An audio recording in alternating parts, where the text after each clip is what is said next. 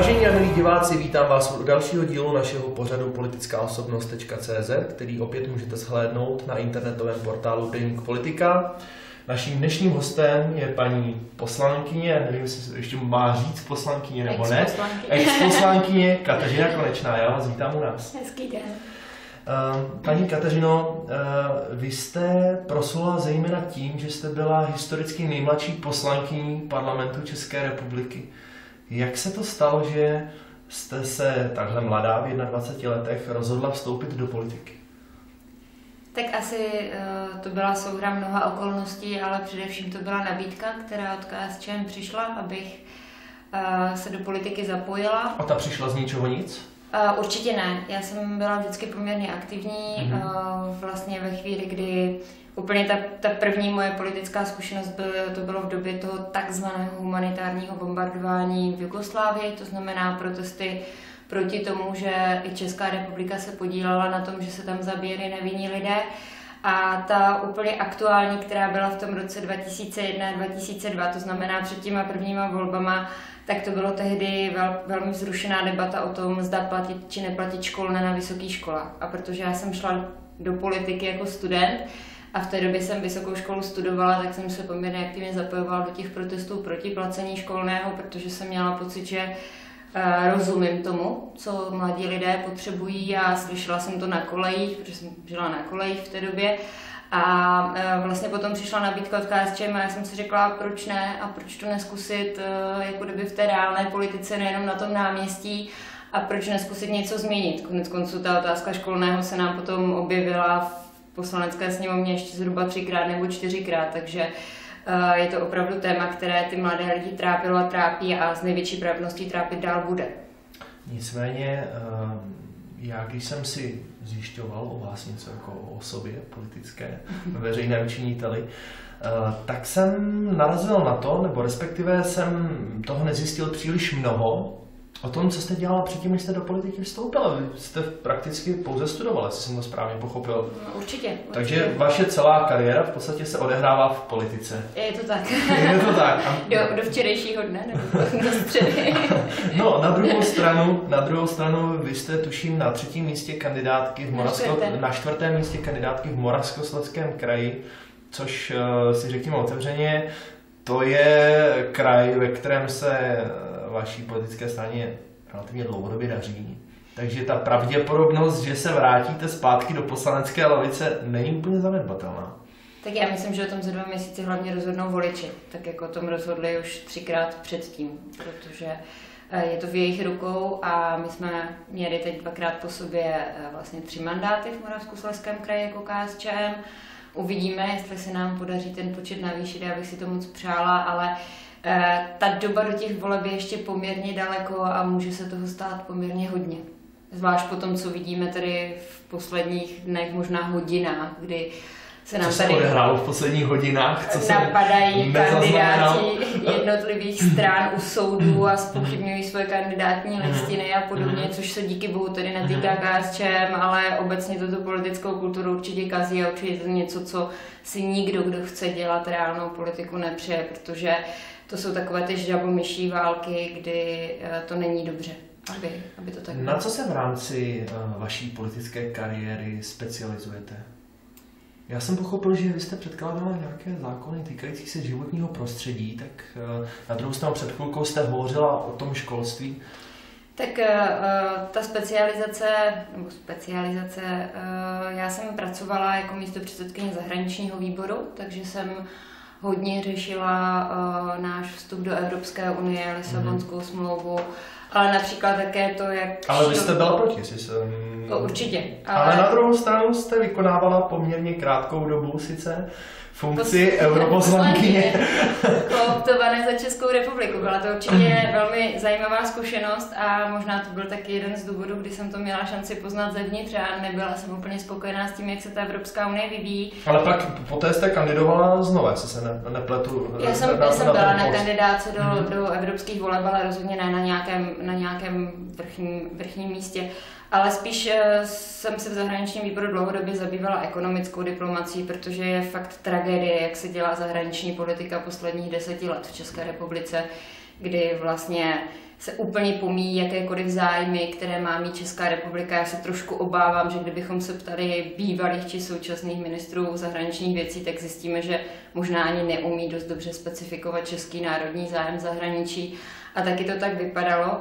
A posledních vlastně 6 let, a to je věc, která mi fakt baví a kterou dělám moc ráda, tak to je právě to životní prostředí, protože ta zahraniční politika je taková trochu neuchopitelná pro ty... A kdybyste měla říct, které to téma je tedy stěžejní na prvním místě? Teď už určitě životní prostředí. Životní prostředí. Co je podle vás největší problém českého životního prostředí? Tak my těch problémů máme několik. Kdybyste měla jeden vypíchnout, ten nejdůležitější. Kdybych měla ten úplně teď ten aktuální, tak je to určitě to, že nám tady Brusel nabízí peníze na zlatém podnosu a my jako Česká republika je nevyužíváme k tomu, abychom si chránili své životní prostředí, abychom je čerpali na projekty, které jinak nejsme schopni ufinancovat a přitom lidem můžou pomoct. Je to dlouhodobě to, jak se Ministerstvo životního prostředí chová k bruselským penězům. A já si myslím, na druhou stranu možná má podobný názor jako vy, taky nemá rádo třeba Evropskou unii. A to nejde o tom, jestli ji mám rádo nebo nemám. To je o tom, že jestli mi někdo dává desítky miliard korun a říká, tak si tady něco zlepšete a udělejte něco pro občany, a já se hrdině k tomu stavím tak, že mi to vlastně nezajímá a že je to něco, co beru jenom na okraji svého působení, tak mi to připadá hloupé. A hloupě se takto úředníci ministerstva chovali a chovají. A kterého konkrétního projektu se tato chování týkalo? To je celé čerpání z operačního programu Životní prostředí, kdy my prostě minimálně poslední 3 měsíce a jsme teď zrovna v té fázi, kdy ještě můžeme vypisovat ty poslední výzvy, čerpat ty poslední prostředky, tak se poslední 3 měsíce vlastně na tom ministerstvu vůbec nic neděje, vůbec nic se nevypisuje. A my třeba z těch regionů slyšíme, že ti lidé, a většinou jsou to starostové, ale i například firmy čekají na to, že se ty výzvy otevřou, že si budou moct zažádat o ty poslední prostředky, které tam máme. A velkou nečinností Ministerstva životního prostředí vlastně dochází k tomu, že z největší pravděpodobností Česká republika bude muset, a teď já nechci být špatným prorokem, ale možná několik desítek miliard vracet. Takže my jako kdyby řekneme... Týká se to i současného ministerstva životního prostředí? Bohužel se to týká i současného ministerstva, protože tam sedí pořád ti stejní náměstci, jako tam seděli za doby ODS. A je evidentní, že těmhle lidem nejde o to, aby ty peníze šly občanům, že jim jde jenom o to, aby si hráli na to, že možná můžou něco udělat. Je to taková ta politika ve hře, nebo politická hra, kdy se jakože tvrdí, že se snaží něco dělat, ale je evidentní, když s nimi o tom mluvíte, že prostě nic dělat nechtějí. A mi tohle to připadá, že je vůbec největší problém, který teď v životním prostředí máme, kromě toho, že nám chybí x legislativy, že se prostě občas neumíme chovat v tom politickém prostředí i ve vztahu třeba k Evropské unii a k Bruselu. Ale toto já vidím jako obrovský problém ve chvíli, kdy žijeme v deficitu, kdy na nic nejsou peníze, kdy všichni musíme šetřit a někdo nám tady na podnose donese prostředky a my je prostě nevyužijeme, tak mi to připadá fakt hloupé. Vy jste předkládala, jestli mám správné informace, když tak mě opravte, 2 návrhy zákona, které se týkaly životního prostředí. Asi víc, si myslím. Celkem jich mám 12. Jako v posledním období? Ano, v posledním období, ale ani jeden nebyl schválen. Čím si to vysvětlujete? Opět možná lidskou hloupostí a závistí, protože bohužel politika v České republice v poslanecké sněmovně tím je zastupována. Říkáte, že v poslanecké sněmovně vládne hloupost a závist? Ne, ale jsou tam kolegové, kteří jenom proto, kdo ten zákon předkládá, tak ho zamítají. Takže si myslíte, že nálepka KSČM pro vaše návrhy zákonů byla nevýhodou? Nejde o nálepku KSČM, jde o nálepku opozice. Protože vládní koalice se chovala natolik brutálním způsobem poslední 3 roky, že vlastně všechny návrhy opozice zhazovala pod stůl, aniž by je četla, si troufnu říct, aniž by se jimi nějak zabývala. A velmi humorné to bylo zvlášť ve chvíli, kdy se něco navrhlo Oni to opozici, já teď mluvím obecně o té opozici, vůbec nešlo o KSČM, prostě zabili ten návrh a za 2 měsíce přišel někdo z vládních kolegů, podal stejný návrh a on prošel. Tak to je prostě o tom, že takhle by se podle mě politika dělat fakt neměla. To je... Paní Kateřino, co je váš největší politický úspěch? Určitě to, že mám za sebou desítky, možná stovky občanů, kterým jsem dokázala pomoct v těch úplně obyčejných věcech. Kdy za mnou chodí do regionálních kanceláří a mají nějaký problém se státními úřady, řeší například exekuce, úplně aktuálně v poslední době velmi žhavé téma, nebo se domáhají nějakých svých občanských práv, které jim jsou odepírána podle nich. A nám se mnohokrát podařilo je těm občanům pomoct nebo je nasměrovat tak, aby tu pomoc mohli najít. A jako já nerada hodnotím ty úspěchy třeba v tom, jak to tady máte, jestli někomu projde nebo neprojde zákon. Já mám daleko větší radost, když potom přijdou ti občané a já nevím, maminka s dítětem a řekne, jo, paní poslankyni, děkujem, fakt jste nás teď třeba ochránila před tím, že tady nepřišel exekutor a že nám nevzal to poslední, co máme, a že se nemusíme stěhovat někde na ubytovnu. To jak vypadá takový běžný pracovní den poslankyně Kateřiny Konečné? Pokaždé je úplně jiný. A to je na té já práci. Jako občan si to vůbec nedokážu představit a věřím tomu, že uživatelé našeho webu Deník Politika jsou na tom podobně jako já, protože já jsem funkci poslance nevykonával, takže... Já myslím, že jako opravdu pokaždé je ten den jiný, protože my máme nějaký harmonogram, nicméně v tom harmonogramu jasně platí, že každé pondělí jsme ve svých regionálních kancelářích, kterou já třeba nemám jenom v Novém Jičíně, mám ji i v okrese Bruntál. A mám ji konec konců i tady v Praze, ale do Prahy si zvu ty lidé spíše, když je sněmovna. Ale v to pondělí většinou trávíme ten den v té kanceláři, případně se setkáváme se zaměstnavateli, s různými řediteli úřadů, se starosty. Takže každé to pondělí si troufnu říct, že bylo jiné, ale standardně je to asi tak, že dopoledne proběhnou takové spíš ty oficiální schůzky, kdy buď to já jedu za starosty těch obcí, nebo oni přijedou za mnou, povykládáme se o tom, s čím jim můžeme pomoct, případně s čím mají nějaký problém. A odpoledne je to právě, mám naobjednávané lidi, kteří mají nějaký svůj konkrétní osobní problém a snažíme se ho řešit. A většinou k večeru proběhne nějaká veřejná debata, protože já musím říct, že jsem se za celých 11 let, už jsem 11 let v politice, nikdy nevyhýbala tomu kontaktu s voliči a myslím si, že ho mám, nebo obecně, že poslanci za KSČM jsme takhle zvyklí a vychovaní, že je důležité se s těmi lidmi setkávat, takže Nový Jičín jako okres bývalý má 10 poměrně velkých měst, Bílovec, Příbor, Studenka, Kopřivnice a v každém tom městě se minimálně jednou za půl roku se snažila mít nějakou veřejnou debatu. Takže snažíte se potkávat s voliči v osobním kontaktu? Tak. A co internet? Nemáte pocit, že skrze internet můžete oslovit větší množství lidí? Já musím říct, že jsem asi konzervativec v tom, že mám ráda ten úplně přímý kontakt, kdy si můžu takhle jako dneska s váma povykládat s tím voličem.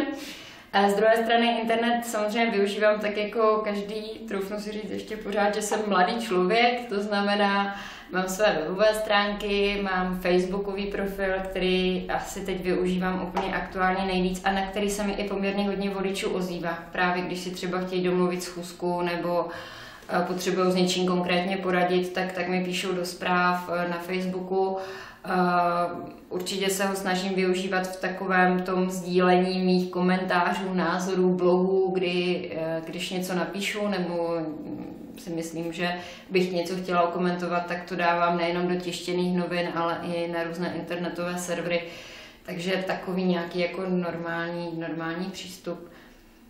Je to samozřejmě s internetem jednodušší, na druhou stranu je to i o tom, že na tom internetu je spousta lidí skryta v té své identitě a pak se ty názory někdy míjí s tou skutečností. Na Deníku Politika učíme naše uživatele, že se mají za své názory podepsat. To je hezké. Jsme toho názoru, že by diskuze z politiky měla probíhat slušně, nikoli vulgárně. Na druhou stranu vy pochopitelně jako mladá poslankyně byť už relativně zkušená, teďka kandidujete vlastně kolikáté, že je to volební období po čtvrté dokonce. Máme vlastně nějakých 11 let, že jo, ve funkci poslankyně.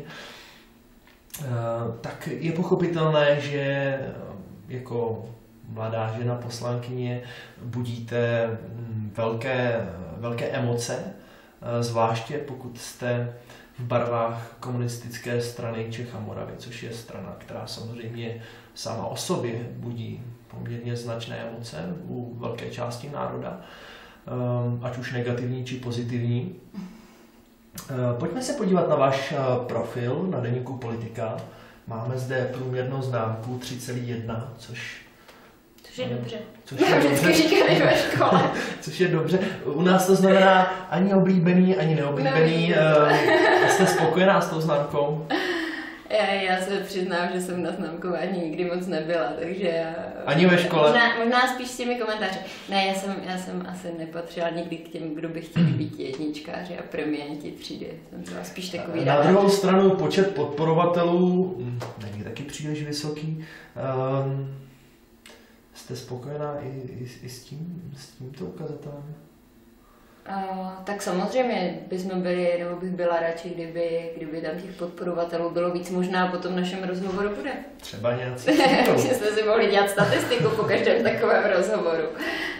Máme tady příspěvek jednoho občana, který se nám sice podepsal, nicméně má takové, takové tajemné jméno.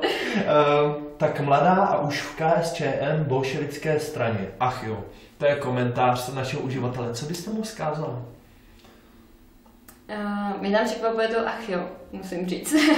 Nebo jak obecně vnímáte to, na co ten uživatel naráží? Že KSČM zaprvé považuje za bolševickou stranu a za druhé je překvapen tím, že vy, jako relativně mladý člověk, jste členem KSČM. Proč zrovna KSČM? Tak protože KSČM má program, který já hodlám hájit a nehájila bych nikdy žádný jiný program, protože si myslím, že je správný, že je pro lidi a já si myslím, že nás mladých je v KSČM poměrně hodně. Akorát se o tom prostě tak úplně intenzivně nepíše, ale když si vezmu řadu zastupitelů, které dneska máme, krajských zastupitelů, dneska i náměstků, hejtmanů či starostů, tak jsou to vesměs lidi, troufnu si říct v mojem věku dneska už, lidi mezi 30 a 40 a možná je to jenom to pojetí občas trošku mediální, jak KSČM je vlastně stranou, kde jsou spíše starší lidi.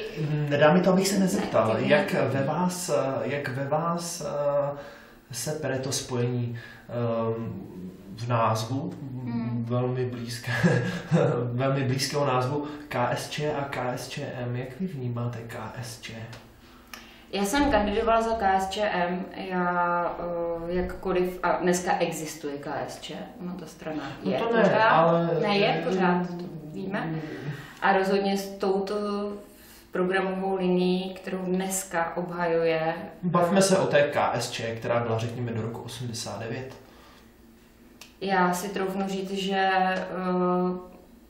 já jsem samozřejmě měla 8 let v roce 89, ale když vnímám od spousty lidí, kteří tu dobu prožili, ty jejich názory, tak je to většinou o tom, že ti lidé měli práci, měli obživu a žili úplně normální život. Já netvrdím, že vše, co udělala KSČ v minulosti, bylo v pořádku. Já tady nebudu obhajovat ani politické procesy. A co podle vás třeba nebylo v pořádku? Přesně ty politické procesy, které byly...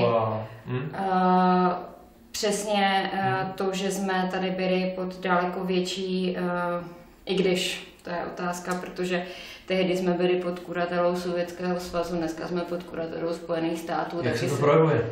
Tak naše zahraniční politika je zahraniční s politikou, která je vlastně zcela ovlivňována a velmi často jí zvlášť ministři typu Cyrila Svobody, Alexandra Vondry či posledního ministra Karla Schwarzenberga dělali tak, jak si přáli naši spojenci, úplně bez jakékoliv autonomie, bez toho, že bychom si řekli, co potřebuje Česká republika.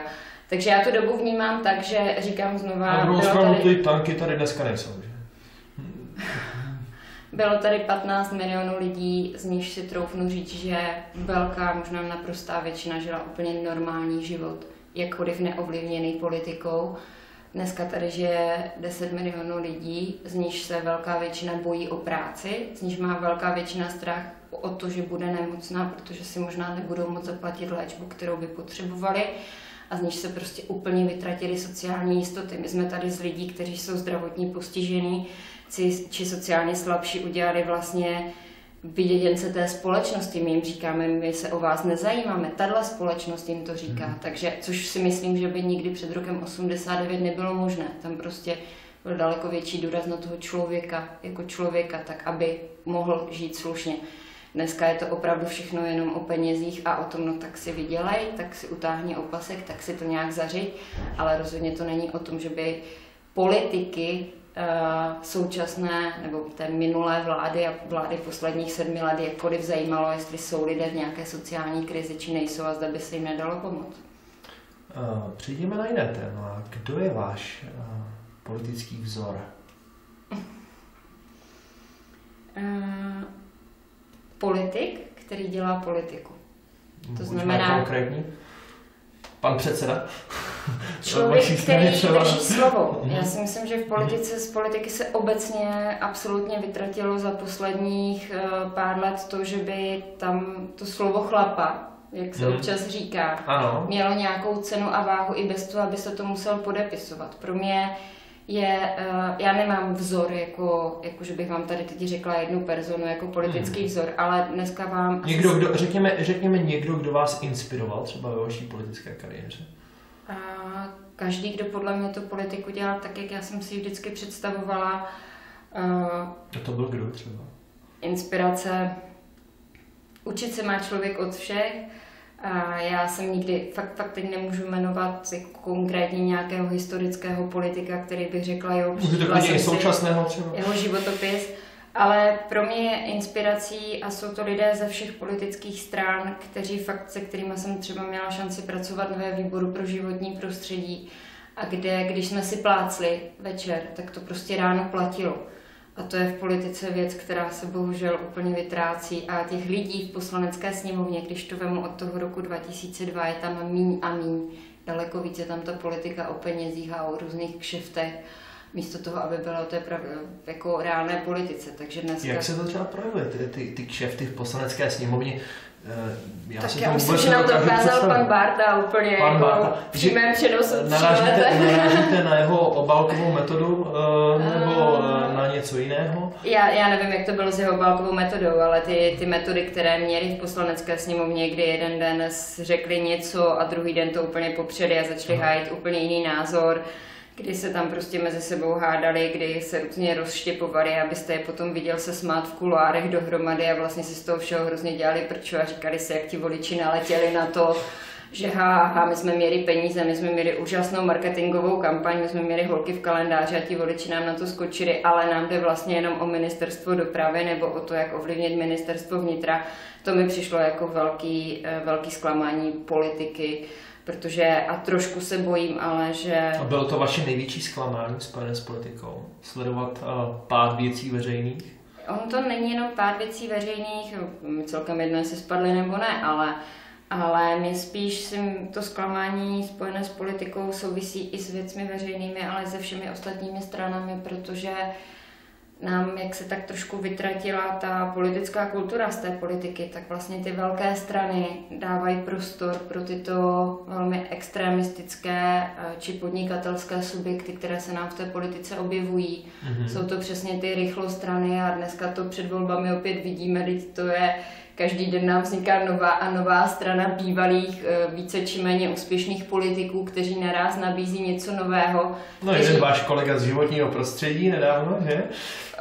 U Martina Bursíka mi to nicméně nepřekvapuje, protože to je takový politický kaskadér, že ten už byl, myslím, v 5 stranách předtím, jak si prostě založí tu 6, když není spokojenou s tou, ve které je, ale spíš mi to vadí z pozice toho, že tady bylo jakési politické prostředí, existoval tady systém politických stran a vlastně ty velké politické strany vyprázdňují ten prostor těmto takzvaným politickým stranám, za kterými ale nikdo nestojí. Taky za velkou politickou stranu?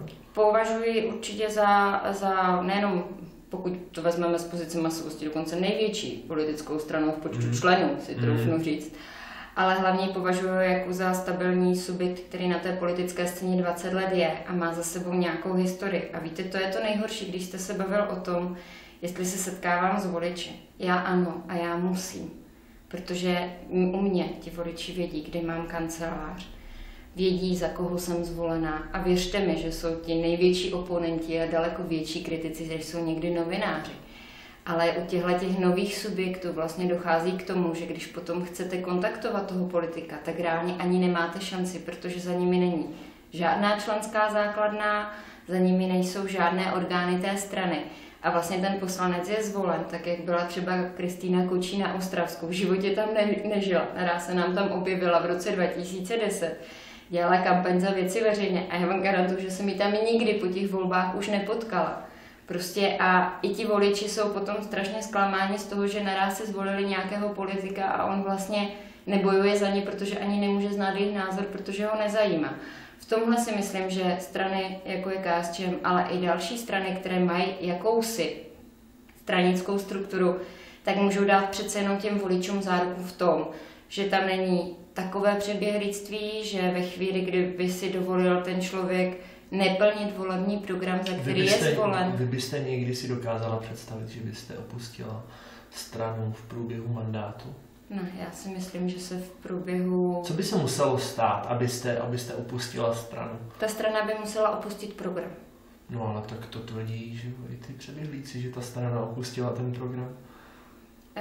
Já si nejsem jistá, že to tak bylo a já si hlavně myslím, že ti přeběhlíci si uměli spočítat, že je pro ně výhodnější ještě chvíli podporovat nějakou vládu a být v té poslanecké sněmovně, případně při rozdělování těch různých funkcí, protože to nejsou jenom ministerstva, to víme oba dva moc dobře, tam se hraje o tisíce funkcí v dozorčích radách. Nebo ve výboru nějakém, že? Tam ve výboru, víte co, ve výboru je to funkce o práci. Já jako upřímně musím říct, že jestli se někde fakt maká v poslanecké sněmovně, tak to rozhodně není na těch plenárních zasedáních, ale je to na těch výborech, kdy ty debaty jsou několika hodinové s odborníky, s ministerstvem, kdy se opravdu s těmi kolegy hádáte nad těmi jednotlivými pozměňujícími návrhy, děláte to prostě tak, aby ten zákon nějak vypadal. To je ta pravá politická práce, ne jestli má někdo takové nebo takové procento hlasování, či jestli si to tam odsedí a v životě neřekne ani slovo. Aspoň já to tak vnímám za těch 11 let. Tu konkrétní práci politika v rámci legislativy a tvoření zákonů já vnímám jako nejsilnější právě v pozici ve výborech, kdy ty debaty a ty různé přípravy a jednání s zástupci podnikatelů, zaměstnavatelů, ministerstev jsou prostě strašně dlouhodobé a je to práce, kterou občas lidé, nebo málo kdy lidé vidí, ale je to nejdůležitější. Na závěr ještě bych vám rád položil takové otázky na tělo. Byla jste někdy svědkem korupce? Ne. Nikdy? Ne. Ani něco, co by se vzdáleně dalo nazvat korupce? Já myslím, že každý, kdo by s takovou nabídkou přišel, tak ví, že by letěl tím oknem, takže si to nikdy nikdo nedovolil. Já jsem tím docela pověstná, jakože tvrdím, že máme dělat ty věci, protože jim věříme a ne protože jsme za ně placeni. A když už jsme u toho, že jsme za to placení, vás politika živí už 11 let. Prozradíte našim divákům, jak vás politika živí? Respektive jak vás živila do té doby, dokud jste vykonávala funkci poslankyně? Já myslím, že úplně normálně naše platy jsou veřejně známým tajemstvím. My to víme a my bychom byli rádi, kdybyste to řekla. Takže nějaký plat, já nevím, tuším 52 000 hrubého, který jsme měli. No. Tak je to ten základ, který ale potom s těmi různými příplatky, tak ty člověk opravdu by měl použít na to, na co má, to znamená na kancelář a na další věci. Ale určitě se tady nebudu stěžovat, že ten plat byl nějak malý, jak to dělají někteří mý kolegové, že mají malý plat. Já si myslím, že byl odpovídající tomu, že nechodíte do zaměstnání na 8 nebo 10 nebo 12 hodin denně, že politik je práce na plný úvazek 7 dní v týdnu a 24 hodin a to vám řekne každý, kdo s politikem žije. A zvláště jeho rodina, protože nějaké volné víkendy či něco podobného. Co na to říká vaše rodina, že jste v politice aktivní? Já musím říct, že mám asi velké štěstí, že mě v tom ta rodina tak nějak podporuje, konec konců už to zažívá poměrně dlouhou dobu, takže a ví, že nemá smysl na mě zbytečně moc tlačit a že opravdu, když se třeba jedná o nějakou akci, kterou máme v sobotu nebo v neděli, a to je téměř každý víkend, málo který politik má nějaký volný, extrémně volný víkend, takže řekne, že to tak nějak jako chápe, že na rodinnou oslavu přijdu později nebo něco podobného, protože mám předtím ještě nějaké politické věci a já musím říct, že mě to hlavně, že mě politika baví. Baví mě se potkávat s lidmi, baví mě jim pomáhat a to je asi to největší, to nejde ani docenit tou výplatou či čímkoliv jiným. Prostě to je o tom pocitu, proč to děláte a občas, když ti lidé potom fakt přijdou, poděkujou nebo vás potkají na ulici a řeknou, paní poslankyně, my jsme u vás dlouho nebyli a děkujeme tehdy, že jste pomohla někomu, tak to je tak jako vnitřně pro mě asi ten největší dar, který můžu dostat za tu politiku, takže ne peníze, ale tohle. Existuje nějaká informace, která dosud nezazněla v médiích a kterou vy víte a ráda byste se o ní podělila s voliči před nadcházejícími volbami do Poslanecké sněmovny? Teď mi napadá říct, existuje a neřeknu, ale no to je tak, asi to je jediné. Já myslím, že já nemám žádné tajemství. Já vždycky se snažím ty věci to nemusí se týkat vás, to tajemství samozřejmě. Říkat na rovinu tak, jak je cítím a píšu to i do svých komentářů, to, co si myslím o svých kolezích, nebo to, co si myslím o politice jako takové, takže netroufnu si říct, že bych něco před voliči tajila. To tak nějak bylo. My vám děkujeme za to, že jste přišla do našeho studia a s vámi naši diváci se těším u dalšího dílu našeho pořadu Politická osobnost.cz. Děkuji za pozvání. Děkuji.